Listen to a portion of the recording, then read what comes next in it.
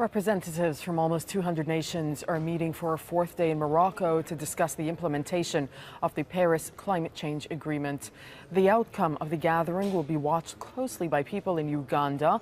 They're worried about disappearing glaciers. Al Jazeera's Malcolm Webb is walking up Rwenzori Mountains from Kilembe to Margarita Peak, which borders Uganda and the Democratic Republic of Congo. Well, since the beginning of the 20th century, most of the Rwenzori Glacier has melted. Scientists estimate what remains will be gone within 10 or 15 years. Here's Malcolm's report.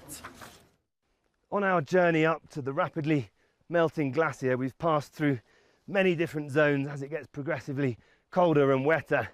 Rainforest, then bamboo, and now here in the heather zone, there are all kinds of strange plants that look more like something from a psychedelic painting than anything we've ever seen before. There's moss on the trees so thick that it's bigger than the trees themselves, and this is hanging off all of them, and it's called in the local language old man's beard. And many of these species of plants exist only here in the Rwenzori Mountains, and people don't know what's going to happen in the long run with the disappearance of the glacier to this unique ecosystem. The people in the communities at the bottom of the mountains, as well as the rangers and guides that work up here, all say that in recent years they've seen much heavier rains and longer dry periods, as people have observed in other parts of the world. And in 2012, an unprecedented dry spell was followed by a fire.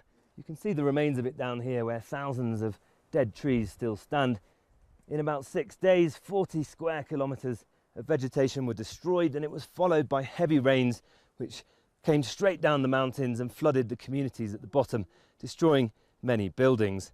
Fortunately, a lot of that foliage has since regrown, but people worry in the long run what more dry spells and heavy rains will do both to the national park and to the communities that live around it.